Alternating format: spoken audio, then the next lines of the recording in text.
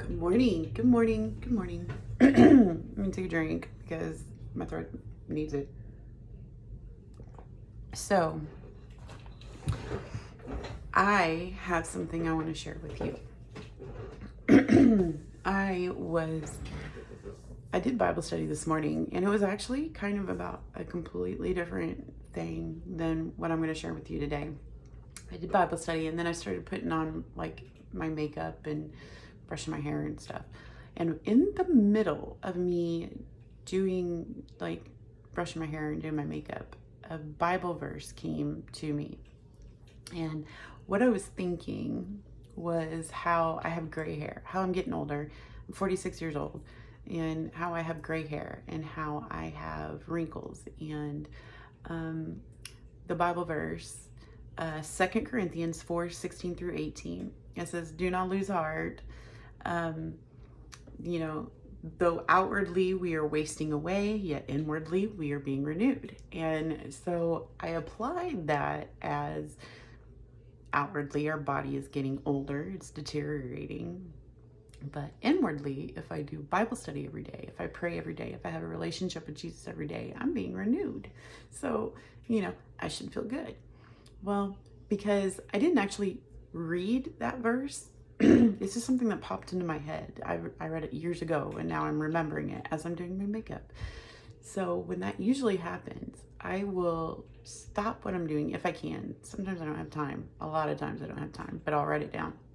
But I'll go back to the Bible and I will read like the full chapter, the full context, and I'll even Google it to see what other people say about that, because sometimes the Bible's a little hard to read. In this case, it wasn't. Let me tell you, it wasn't about makeup. It wasn't about getting older. I mean, you can use that. It's a good Bible verse to tell yourself whenever you're thinking, oh, I'm getting older and my body's deteriorating. It's wonderful. It's beautiful. But that's not what was meant. It was written by Paul, the Apostle Paul. And while he wrote it, Paul was in prison. And I don't mean like 2025 American prison, which is a bad thing anyway. I'm not saying that. My chihuahua is snoring. If you hear snoring sounds in the background, it's my dog snores. Anyway, Paul was in prison. Okay, so in this chapter, he's in prison and he's in chains. Poor Paul. The world was horrible to Paul. He's been beaten and tested. He's been shipwrecked and snake bit. And Paul wanted to go start a church in like Rome and go witness to people and go spread the word of God and have a big church in Rome, right? But that's not what happened. He was preaching the word of God and he got put in prison. And he's writing this. He's the one that's saying, don't lose heart. That you're wasting away outwardly. You're being renewed inwardly. And it just made me think, like, what did Paul look like? Can you imagine outwardly his body of being in prison, being whipped, being everything that the world has thrown at him, everything that he's survived, everything that he's lived through? He's probably not, worried about wrinkles. And then inwardly, we were being renewed. So that's the point. That right there, that little bit right there is what it's about. He also says later in Philippians 4:11 that he's content in no matter what circumstances. So it says, Philippians 4:11 says, I am not saying this because I'm in need. He's in prison and he's not in need. What? Okay, so he's saying, I'm not saying this because I'm in need, for I've learned to be content no matter what circumstance. Wow. So it kind of shows me that you have the power. You have the power. I have the power. I have the power to control my thoughts and control my mind. You don't have to stay in prison. I mean, those words are wrong. You don't have to stay in the pit. You don't have to stay in deep depression. You have the choice of what you do with your circumstances, even though there's some really cruddy circumstances out there. You have the control of how you react and how you handle that circumstance. And it can make the world of difference, not only for you, but for everybody around you. There's another Bible verse that is Philippians 1:13, maybe and 14. It's 1:13. It says, as a result of him being in prison, as a result of him choosing still to worship the Lord, even though he was put in prison because he was worshiping the Lord, it didn't stop him from doing that. He's in prison. He's still worshiping the Lord. As a result, it has become clear throughout the whole palace guard. So not only his fellow prisoners, but also the guards. He's making an impact. He's making a difference in the world around him. Even if the world around him is prison, even in the guards who are helping to keep him imprisoned. As a result, it has become clear throughout the whole palace and to everyone else that I am in chains for Christ. No, that doesn't mean that Christ put him there.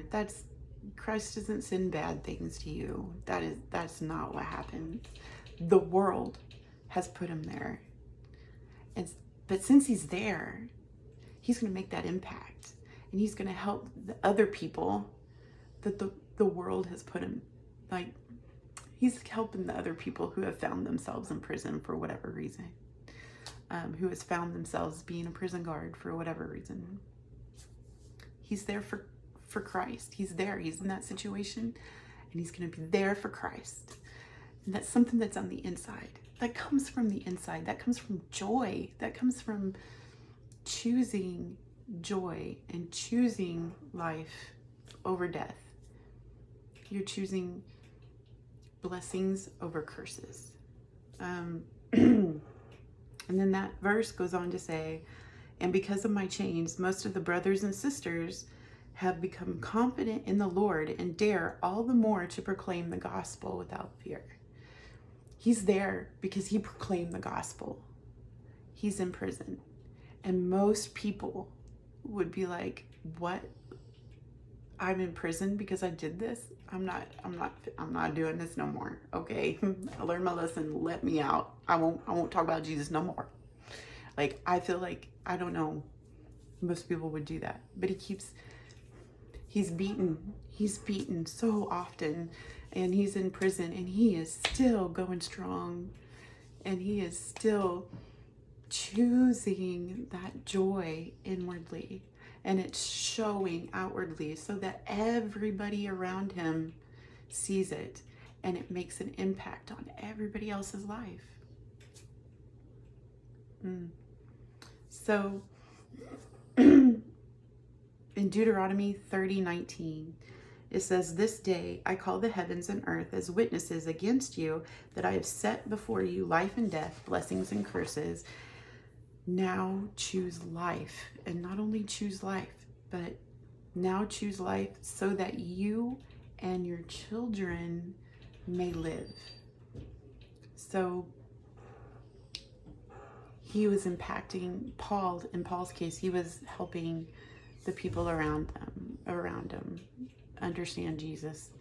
And he was helping them choose joy. He was helping them choose life. And I can hear outside noise, so it distracted me. I apologize. So he's helping them, but I mean, in my own personal life, and maybe you, if you choose life if you choose death, that's what that Deuteronomy 30:19 is saying, then it not only impacts you, but it impacts your children and their lives. Your choice can impact your children's choices. It can impact, and if you don't have children, it can impact friends and family and your most precious loved ones. It impacts their choices. So something that's kind of funny here for me is while I'm reading Paul's story, or just a piece of Paul's story, I think of Stephen King. I know, Stephen King, the author. So I read a lot, and I read all kinds of books, not just Christian books. I read every book I hear about a book and I have to read it. And I read The Shawshank Redemption by Stephen King. And yeah, I know. But go with me on this. So he's falsely imprisoned as well, the main character. And he makes friends with somebody who's been in there, and that person did commit a crime, and he's in there for that reason. The only guilty man there, apparently. And there's a line from that book, and it kind of applies here.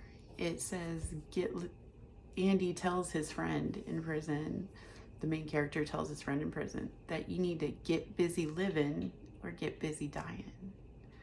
And I feel like that it just reminds me of that. The moral of the story, reminds me of the Bible story of Paul. And I have to say that there's a difference between happiness and joy. And I didn't understand that until very recently. I heard a sermon from a pastor where he was saying that, there's a difference between happy and joy. And joy is a supernatural thing. Joy of the Lord. Joy is from the Lord. Joy is on the inside of you. You can choose the path of joy. You can choose to have joy, to hold joy in you, no matter what's going on around you. Happy is something that is more outwardly. It's more of a natural. It's not supernatural, it's natural. So happy is when the world around you, everything in the world around you is okay. It's good. Like you got a pizza from Domino's just delivered, and your kid comes up and gives you a hug and says, "Thank you, Mama, I love you." And you feel happy. I would feel joy, and you feel happy because it's all going good. Joy is being able to dance even when it's not all good. Joy is something that you can choose. Happiness is, I don't know if happiness is something that you can choose. Happiness has more to do with circumstances. Joy is more of a reaction. So happiness could be an action, as to where joy is how you react to the world happening around you. It's a choice. Joy is a choice. And it's a choice that you can make that's going to help the world, other people's worlds. You can help your children's worlds. You can affect their world around them. And that's a big deal. So it's 14 minutes now, this video. So thank you for watching for 14 minutes. Choose joy, choose life, choose blessings.